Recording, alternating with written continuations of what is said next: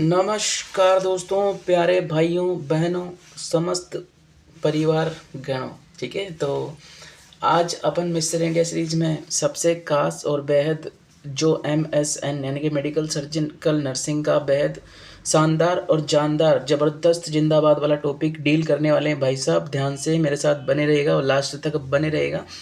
शुरुआत करेंगे चंद लाइनों के साथ कि न पूछ मेरी मंजिल कहाँ है, अभी तो सफ़र का इरादा किया है, ना हारूंगा हौसला चाहे कुछ भी हो जाए मेरे भाई, ये मैंने किसी और से नहीं खुद से वादा किया है। बहुत अच्छी लाइनें थी, चंद लाइनें मैंने आपको सुना दी है फटाफट से। अब डील करने वाले हैं आज का टॉपिक अपन पार्किंसन डिजीज़। भाई नर्वस सिस्टम का एक बीमारी है, काफ़ी बेहद ख़तरनाक बीमारी है पार्किंसन डिजीज़। टॉपिक लंबा रहने वाला है, लास्ट तक मेरे साथ बिल्कुल आपको बना रहना होगा इस टॉपिक को जानने के लिए। डेफिनेशन से लेकर टिल नर्सिंग केयर प्लान तक अपन इसकी बात करेंगे, ट्रीटमेंट की बात करेंगे, सब कुछ डील करेंगे। साइन सिम्टम क्या, क्लिनिकल मैनिफेस्टेशन इसमें रहने वाले हैं भाई, सब कुछ डील यहाँ पर आज मैं करने वाला हूँ। ठीक, ये जो है पार्किंसन डिजीज़ आपके सामने हेडिंग डल चुका, हाईलाइट हो चुका है। इम्पोर्टेंट टॉपिक है, बेहद इम्पोर्टेंट टॉपिक है, बेहद बेहद बहुत ज़्यादा इम्पोर्टेंट टॉपिक है। चलिए शुरुआत करेंगे, अपन राम का नाम लेंगे और शुरुआत करेंगे टॉपिक की। इसके दूसरे नाम कई नाम होते हैं, उनको अपन जानने की कोशिश करेंगे। इसको एक दूसरे नाम के नाम से भी जाना जाता है, जिसको बोलते हैं अपन पार्किंसोनिज्म। क्या बोलते हैं? पार्किंसोनिज्म जो है, पार्किंसोनिज्म इसको बोला जाता है। क्यों बोलते हैं भाई? Due to other cause, not due to other cause की वजह से इसको पार्किंसोनिज्म बोलते हैं। यह एक बीमारी नहीं है, पार्किंसोनिज्म बीमारी नहीं है, एक सिम्टम होता है। आपको आगे बताऊंगा मैं, NMS में आता है ये, मैं बताऊंगा आपको आगे। चलिएगा फटाफट से। इसको पैरालाइटिक एजिटांस के नाम से भी जाना जाता है। क्यों जाना जाता है? क्योंकि इसमें जो होता है, क्यों जाना जाता है इसको? क्योंकि इसमें एक तो पैरालिसिस होता है। क्या होता है? पाल्सी होता है। और एजिटांस का मतलब होता है टू सेकिंग। ठीक है, सेकिंग पाल्सी भी इसको अपन बोलते हैं। ठीक है, आल्सो नोन एज सेकिंग पाल्सी, इसलिए इसको अपन सेकिंग पाल्सी भी बोलते हैं भैया। क्या बोलते हैं? सेकिंग पाल्सी भी इसको अपन बोलते हैं। ठीक है, अगले पॉइंट पे बात करेंगे। अब अपन अगले पॉइंट पे मैं आपको बताने वाला हूँ इसको भाई एक क्यों होता है। ये होता है डोपामीन प्रोडक्शन साइड जो होती है भाई, डोपामीन प्रोडक्शन साइड और रिसेप्टर साइड दोनों में परेशानी आती है यहाँ पर। ठीक है, डोपामीन प्रोडक्शन साइट और रिसेप्टर साइड दोनों में यहाँ पर परेशानी आती है। अब मैं आपको सबसे पहले तो बताऊंगा कि डोपामीन प्रोडक्शन साइट में क्या होता है। यहाँ पर भाई डोपामीन प्रोडक्शन साइट कहाँ होती है? सबसे पहले तो मिड ब्रेन में होती है। ये सब्सटेंसिया नाइग्रा जो पार्ट होता है ब्रेन का, मिड ब्रेन का, वहाँ पर होती है सब्सटेंसिया नाइग्रा में, मिड ब्रेन के सब्सटेंसिया नाइग्रा में डोपामीन प्रोडक्शन साइट। अब रिसेप्टर साइट की बात करूँ अगर, तो ये बेसल गेंगलिया में होती है। भाई पॉइंट टू पॉइंट क्लियर करता हुआ जाऊंगा, डिस्कस करके पूरा बताऊंगा आपको। लास्ट तक मेरे साथ बने रहिएगा, मज़ा आने वाला है आज इस टॉपिक में। बहुत शानदार ज़बरदस्त कंटेंट डील करने वाले हैं अपन। ठीक है, चलिएगा जी, फटाफट से बता दीजिएगा मुझे प्रॉपर डेफिनेशन आपको बता दे रहा हूँ डिस्कस करके। प्रॉपर डेफिनेशन इसकी बता देता हूँ मैं आपको यहाँ पर डिस्कस करके फटाफट से। चलिए भाई, it is movement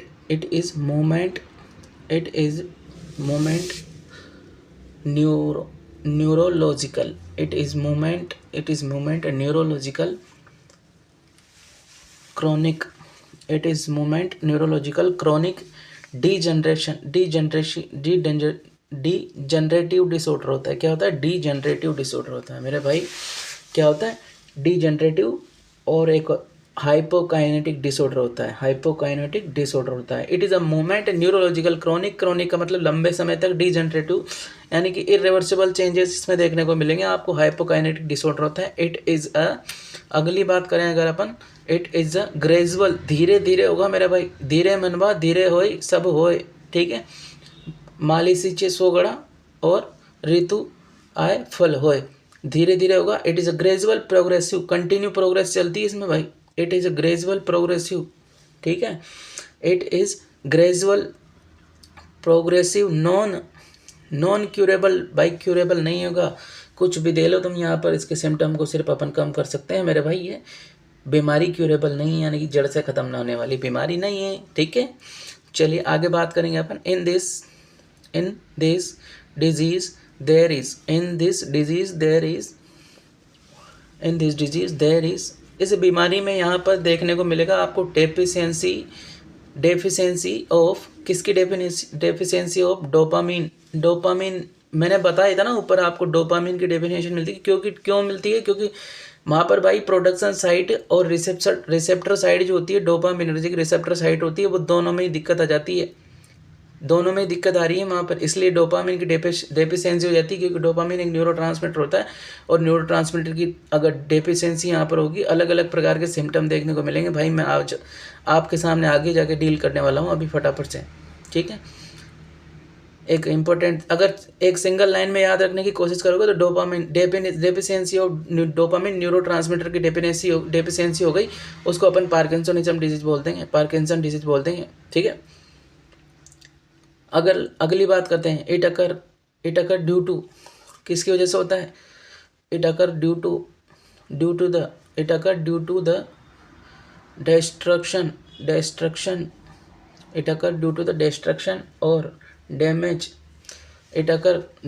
destruction or damage, receptor site, किसकी रिसेप्टर साइट डैमेज हो रही है भाई? डोपामिन की रिसेप्टर साइट डैमेज हो रही है यहाँ पर, ठीक है। डोपामिन की रिसेप्टर साइट डैमेज हो चुकी है, ऊपर बता चुका हूँ मैं आपको, दोबारा लंबी करके लाइन लिख रहा हूँ, एक फटाफट से रिकॉल करेंगे जल्दी से, ठीक है। डोपामिन की रिसेप्टर साइट कहाँ होती है? बेसल गैंग्लिया में, ऊपर बता चुका हूँ फटाफट से, ठीक है। ऊपर बता चुका हूँ मैं आपको, बेसल गैंग्लिया में होती है, ठीक है। और प्रोडक्शन साइट कहाँ होती है? वहाँ पर होती है, कहाँ पर भाई बता दे फटाफट से, मिड ब्रेन में होती है, सब्सटेंशिया नाइग्रा, ठीक है। जल्दी से फटाफट को, अभी तक आपने क्लास को लाइक शेयर नहीं किया है भाई साहब तो कर दीजिएगा, आपका उसमें कुछ नहीं बिगड़ेगा, ठीक है।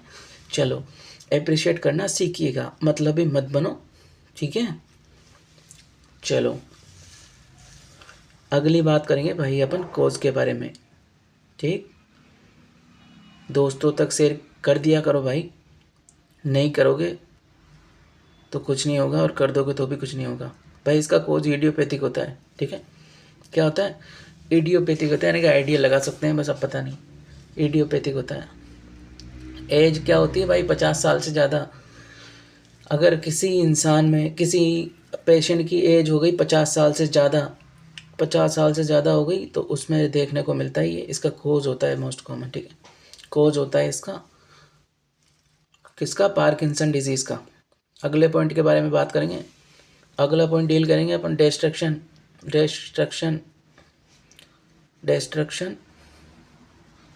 Of basal ganglia. Basal ganglia में अगर कोई डैमेज हो गया भाई, तो वहाँ पर भी ये देखने को, इसका कोज देखने को मिलेगा बेसल गैंग्लिया, क्योंकि मैंने आपको 3 बार बता चुका हूँ, तीसरी बार बता रहा हूँ। D2 रिसेप्टर होते हैं वहाँ, डोपामिन का जो रिसेप्टर होते हैं वो रिसेप्टर डैमेज होने की वजह से भी हो सकता है ये, ठीक है। अगले पॉइंट पे बात करेंगे मेरे भाई, फटाफट से डील करेंगे, जल्दी से बता दो मुझे। डिस्ट्रक्शन इन मिड ब्रेन में डिस्ट्रक्शन अगर हो जाए, ये भी मैं दोबारा बता रहा हूँ, मिड ब्रेन में डिस्ट्रक्शन हो जाए। चलिए फटाफट से अगली बात करेंगे, जहाँ समझाने की ज़रूरत पड़ेगी वहाँ मैं आपको समझाऊंगा, वरना डायरेक्ट लिखवाऊँगा आगे। एंटीसाइकोटिक ड्रग्स जो होती हैं मेरे भाई, अगर ये लॉन्ग टर्मली अगर यूज़ की जाती हैं तो ये D2 ब्लॉकर होती है, ठीक है। जो बेसल गैंग्लिया के अंदर D2 रिसेप्टर होते हैं उनको ब्लॉक करती हैं, और एंटीसाइकोटिक ड्रग्स जो होती हैं ये D2 रिसेप्टर को ब्लॉक कर देती हैं, और कभी कभी प्रोलॉन्ग टाइम पर अगर यूज़ कर ली जाए तो मेरा भाई इनकी वजह से पार्किंसन डिजीज़ देखने को मिलती है। इसका एग्जांपल लिख दिया है मैंने, फिनोथायाजिन। भाई ईपीएस की बात करेंगे, ईपीएस भी इसका कोज होता है भाई। ईपीएस क्या होता है? एक्स्ट्रा पाइरामिडल सिम्टम या फिर सिंड्रोम जो होते हैं, इसमें भी अलग अलग सिम्टम आपको देखने को मिलते हैं, काफ़ी सारे, 4-5। मैं ये नहीं बताऊंगा आपको पूरा डिटेल के साथ एक्स्ट्रा पाइरामिडल सिम्टम, क्योंकि मैंने अलग से बताया हुआ है मेरे भाई। अगर आपने नहीं देखा है वीडियो तो जाके देखें सेशन के अंदर, मिस्टर इंडिया सीरीज़ के अंदर जाके बिल्कुल आप देख सकते हैं। मैं नाम बता देता हूँ बस। अकेथीसिया डिस्टोनिया, टोन बिगड़ गई, अकेथीसिया डिस्टोनिया, टार्डिव डिस्काइनेसिया। भाई पूरा डिटेल के साथ पढ़ा हुआ है मैंने ये, ठीक है। जाके आप पढ़ सकते हैं मिस्टर इंडिया सीरीज में, सेशन वाइज देख सकते हैं आप कि कहाँ पर पढ़ाया है मैंने, किस एपिसोड में पढ़ाया है। चल मेरा दोस्त कौन बताने वाला है कि कौन से एपिसोड में पढ़ाया भाई, फटाफट से जल्दी से बता दो मुझे, कौन से एपिसोड में पढ़ाया है मैंने, कौन बताने वाला है।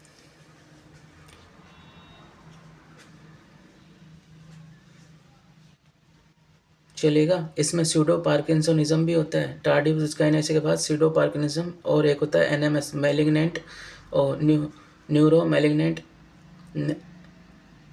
रेयर होता है भाई, ये बहुत रेयर होता है लेकिन डेंजरस होता है, ठीक है।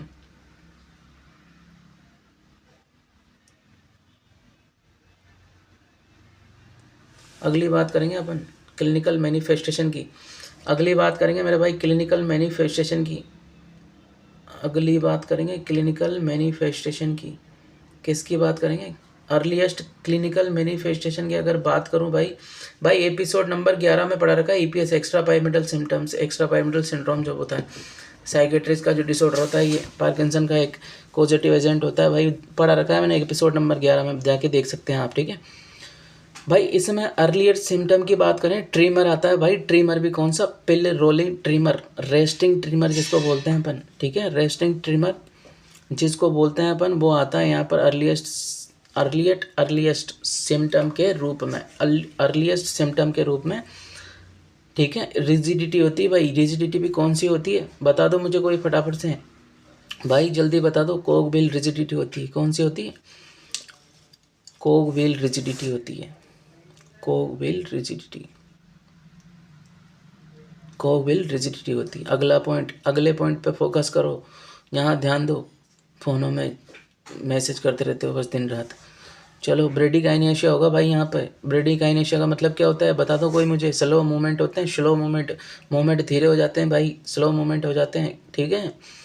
और अगली बात करेंगे, फोकस करना, ड्रोलिंग ऑफ सलाइवा। ड्रोलिंग किसकी होती है? ड्रोलिंग हो जाती है। ड्रोलिंग की वजह से क्या होता है भाई? अनएबल। ड्रोलिंग की वजह से, ड्रोलिंग किसकी वजह से होती है? Unable to swallow, swallowing difficulty हो जाती है, उसके साथ ड्रोलिंग देखने को मिलेगी। केरेटाइटिस का मतलब होता है मेरे भाई अल्सर। केरेटाइटिस का मतलब होता है अनएबल टू ब्लिंक। आंखें झपझपाते रहते हैं ना अपन, वो जो आंखें झपझपाते रहते हो ना तुम लड़कियों को देख देख के, वो उसको बोलते हैं अनएबल टू ब्लिंक। अब तुम्हारे अंदर केरेटाइटिस हो जाएगा, तुम अनएबल हो जाओगे ब्लिंक करने के लिए। कॉन्स्टिपेशन देखने को मिलेगा मेरे भाई यहाँ पे। फीकल कंटेंट को पास आउट नहीं कर पाएगा भाई मरीज। क्या नहीं कर पाएगा? फीकल कंटेंट को पास आउट नहीं कर पाएगा। डेफिकेट नहीं कर पाएगा, डिफिकेशन बोलते हैं उसको। रिटेंशन ऑफ यूरिन भाई, बाउल एंड ब्लैडर दोनों में प्रॉब्लम आ गई है। बाउल एंड ब्लैडर, भगवान बीमारी किसी को ना दे, बाउल एंड ब्लैडर दोनों में प्रॉब्लम आ चुकी है। चलिएगा फटाफट से रिकॉल करेंगे। Unable to urinate, unable to urinate, ठीक है। ब्लंट अफेक्ट होता है यहाँ पर। ब्लंट अफेक्ट का मतलब होता है मेरे भाई तुम्हारे अंदर कोई भी एक्सप्रेशन देखने को नहीं मिलेगा मुझे।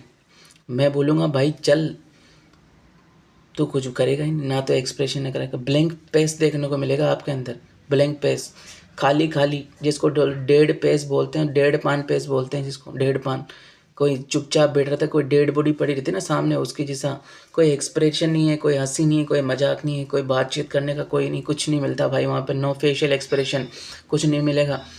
नो फेशियल एक्सप्रेशन, ठीक है, नो फेशियल एक्सप्रेशन, कुछ नहीं मिलने वाला है। और मेरे भाई इसको भी बोलते हैं मास्क लाइक फेस। मुखौटा, मास्क लगा रखा हो जैसे, तो चेहरे पे किसी प्रकार का नकली मास्क लगा रखा हो, इस तरीके से आपको देखने को मिलने वाला है मेरे भाई। पार्किंसन का डिजीज़ का जो साइन एंड सिम्टम है वो मैंने आपको बताया है, ठीक है।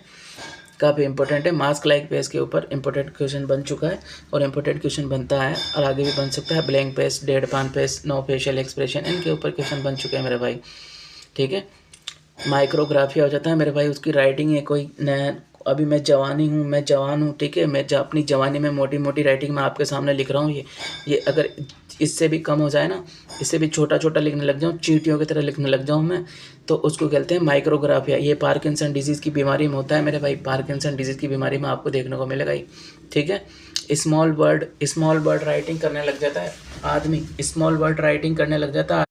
क्या करने लग जाता है? सप्लिंग गेट यहाँ पर देखने को मिलेगा आपको। सप्लिंग गेट का मतलब होता है अपने जो पैर रखने का जो तरीका होता है ना मेरे भाई, पैरों से चलने का जो तरीका होता है उसको बोलते हैं गेट। हाथों का गेट, पैरों का गेट बिगड़ जाता है मरीज का। ये गेट वो नहीं है तुम्हारे घर का गेट जो खोल के तुम क्या, हाँ गेट खोल के तुम आओगे मैं बड़े पछताऊंगा, ऐसा कुछ भी नहीं है यहाँ पर, ठीक है। कुंडी मटखटका और राजा सीधा नंद राव वाला गेट नहीं है, सप्लिंग गेट है भाई। तुम्हारा भी गेट बिगड़ जाएगा।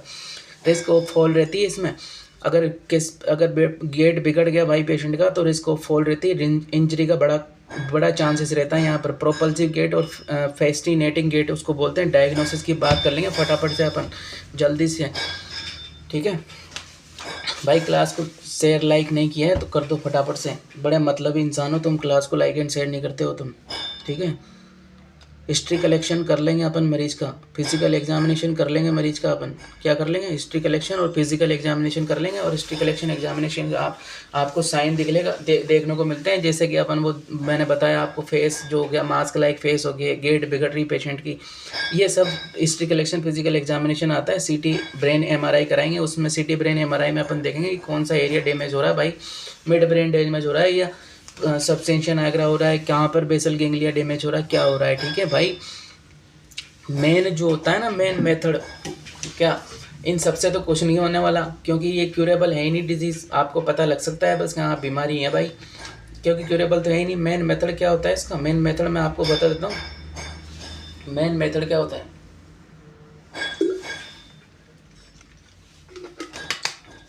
मेन मेथड मेरे भाई क्लिनिकल डायग्नोसिस होता है बस। क्लिनिकल डायग्नोसिस के ऊपर आप बेस आप सिर्फ सिम्टम रिजोल्व कर सकते हो उसके, ठीक है। सिर्फ सिम्टम रिजोल्व कर सकते हो, बीमारी को क्योर नहीं कर सकते। Symptom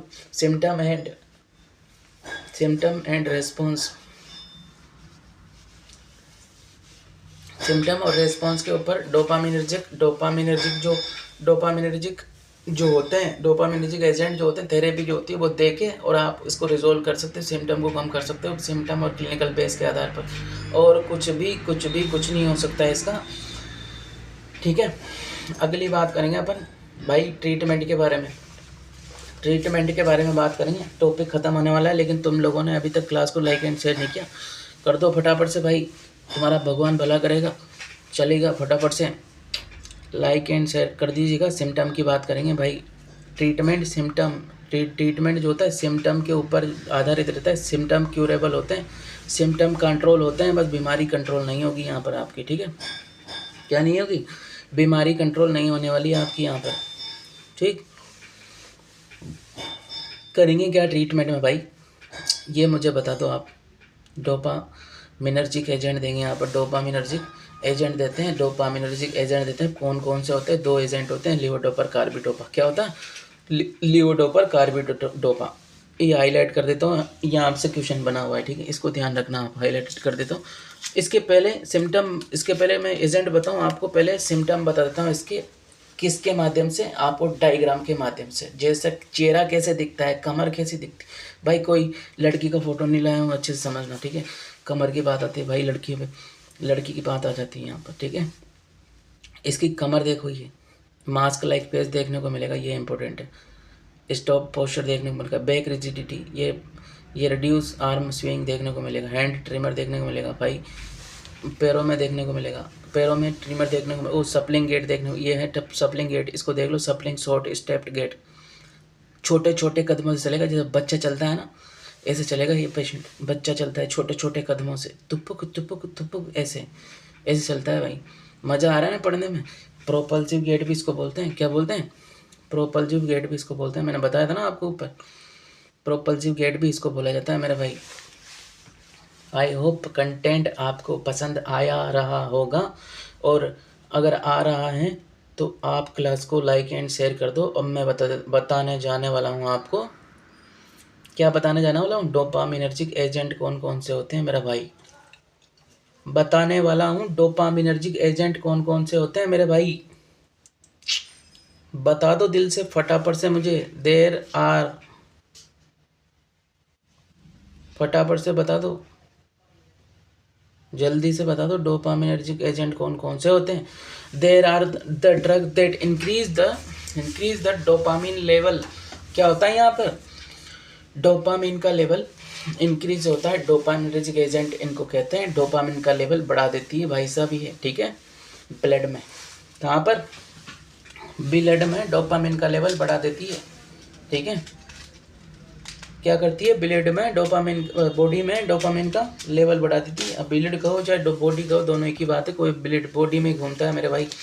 drug is dopamine, drug is dopamine, dopamine replacement, drug is dopamine replacement therapy इसको बोलते हैं। क्या बोलते हैं, drug is dopamine replacement therapy. Example की बात करो, एग्जाम्पल बताता हूँ मैं आपको। एग्जाम्पल होते हैं भाई, लीवोडोपा और कार्बिडोपा, दोनों दवाइयाँ साथ में दी जाती है ताकि एक दूसरे के साइड इफेक्ट ना करे, ठीक है। दोनों दवाइयाँ एक साथ दी जाती है, लीवोडोपा कार्बिडोपा, ये होती है डोपामिनर्जिक एजेंट। यहाँ पर फर्स्ट लाइन ट्रीटमेंट होता है किसका, पार्किंसन डिजीज़ का। ये होता है first line treatment, first line pharmacological treatment, first line pharmacological treatment होता है किसका, पार्किंसन डिजीज़ का। अरे भाई समझ रहे हो ना बात को, एग्ज़ाम से पॉइंट ऑफ से काफ़ी इंपॉर्टेंट टॉपिक बताने जा रहा हूँ मैं आपको, काफ़ी इंपॉर्टेंट टॉपिक बता रहा हूँ। रिप्लेस करो भाई डेफिसिट डोपामिन को। अगले पॉइंट की बात करेंगे, रिप्लेस कर दिया, अब तुम भी रिप्लेस मत हो ना। अब बात करेंगे अपन कार्बिडोपा हैव सिनर्जिक इफेक्ट। क्या होता है, कार्बिडोपा के पास मेरे भाई सिनर्जिक इफेक्ट होता है एक, ठीक है, सिनर्जिक इफेक्ट होता है जो क्या करता है, इंक्रीज कर देता है इफेक्ट को, इंक्रीज कर देता है इफेक्ट ऑफ लियोडोपा की। मैंने बताया ना आपको कि कार्बिडोपा लियोडोपा को साथ में क्यों दिया जाता है, यह बता दिया मैंने आपको भाई। कार्बिडोपा के पास एक सिनर्जिक इफेक्ट होता है जो इंक्रीज कर देता है किसके इफेक्ट को, लियोडोपा के इफेक्ट को, ठीक है। अच्छी बातें बता रहा हूँ मैं आपको, ठीक है मेरे भाइयों, बहनें भी होगी यहाँ पर, भाइयों को बोलूँगा बहनें नाराज हो जाएगी। चलिए भाई कर दो लाइक एंड शेयर फटाफट से क्लास को, और अगले पॉइंट पे फिर बात करेंगे अपन, अगले पॉइंट पे फिर बात करेंगे। लाइक एंड शेयर कर दो भाई क्लास को, क्या रख हौसला वो मंजर भी आएगा, प्यासे के पास में चलकर समंदर भी आएगा मेरे भाई, थक कर ना बैठ जाना ए मंजिल के मुसाफिर, मंजिल भी मिलेगी मेरे दोस्त, और मंजिल के मिलने का मज़ा भी आएगा मेरे भाई। फटाफट से लाइक एंड शेयर कर दो, जल्दी कर दो मेरे भाई। तो चलिएगा बात करेंगे आगे की, एंटी कोलिनर्जिक भी यहाँ पर, एंटी कोलिनर्जिक जो इफेक्ट होता है मेरे भाई, ये डिक्रीज कर देता है एसिटाइल कोलिन जो न्यूरोट्रांसमीटर होता है उसके लेवल को डिक्रीज कर देता है। एग्जाम्पल जो होता है THP, क्या एग्जाम्पल होता है, THP का मतलब होता है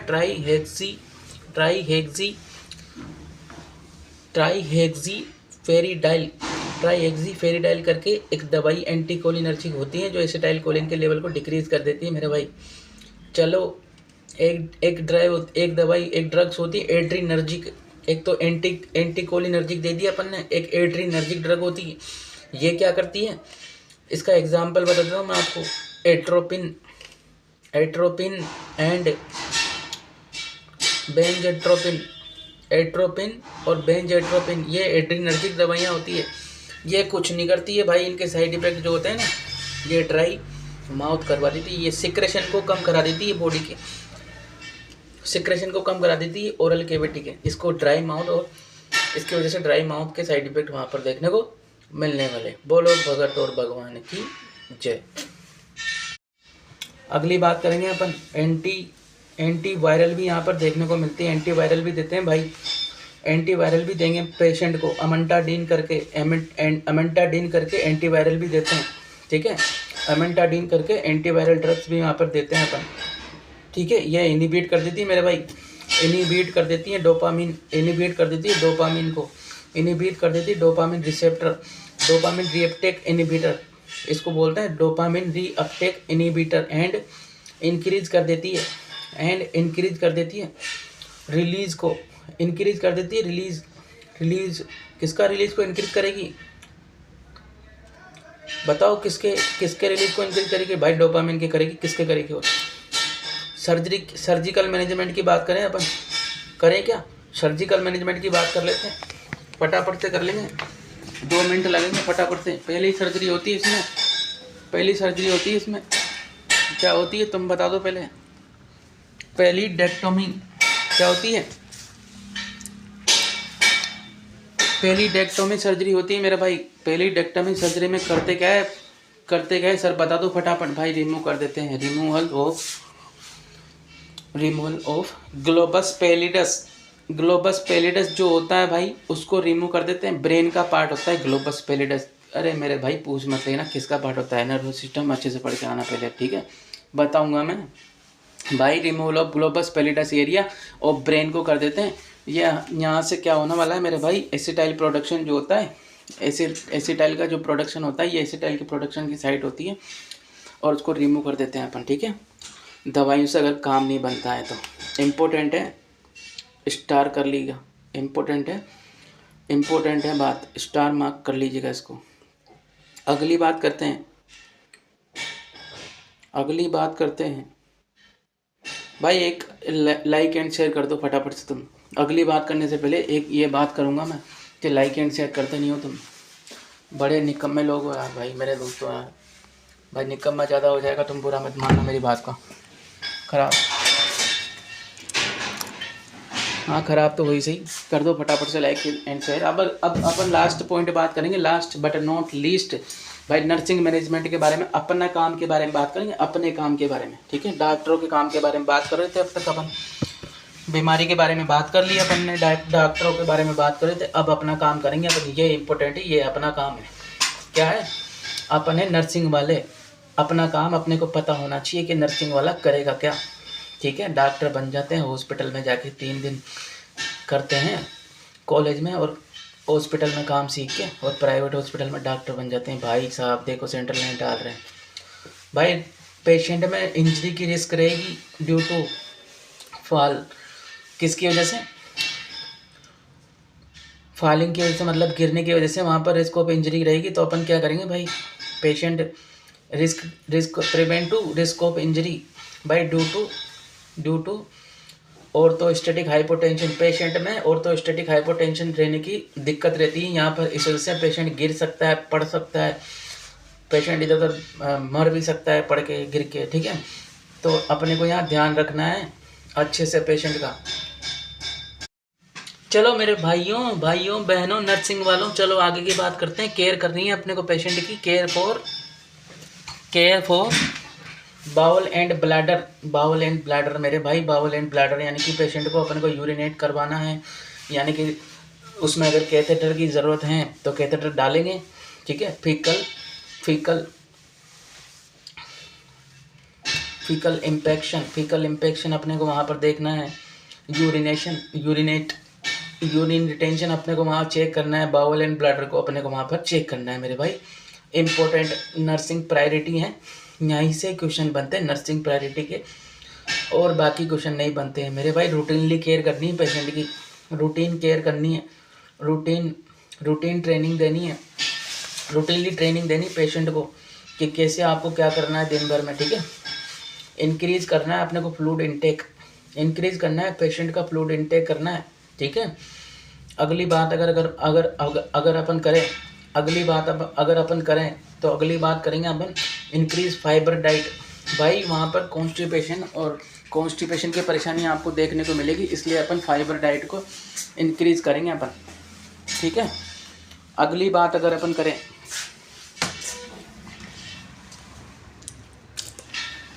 अगली बात करेंगे फटाफट से, अगली बात करेंगे अपन मेडिकेशन के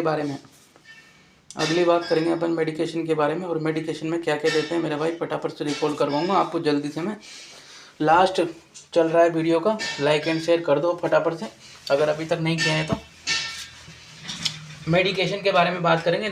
कुछ साधारण सी मेडिकेशन है। इसबगोल की मेरे भाई भूसी आती है, भूसी देते हैं यहाँ पर इसबगोल की, ठीक है। लिक्विड देते हैं, लिक्विड पैराफिन देते हैं यहाँ पर, जो कि एक अगली बात का अगर अपन करें तो मिल्क ऑफ मैग्नीशिया, एंटासिड बोलते हैं इसको, मिल्क ऑफ मैग्नीशिया को एंटासिड बोलते हैं इसको, एंटासिड देते हैं वहाँ पर अपन कॉन्स्टिपेशन को प्रिवेंट करने के लिए, ठीक है। चलिए अगली बात करेंगे अपन। अगली पॉइंट पे आता है अपना बिसाकोडाइल। बिसाकोडाइल कॉन्स्टिपेशन अगर प्रॉब्लम हो रही है वहाँ पर तो बिसाकोडाइल भी दे सकते हैं अपन। अगली बताऊँ मैं आपको मेडिकेशन बता दूँ, सोडियम पिकोसल्फेट मेरे भाई, इतनी दवाइयाँ सुन ली होगी आपने हालांकि, लेकिन बता देता हूँ, रिवाइज करवा देता हूँ मैं। लेक्टुलोज भी दे सकते हैं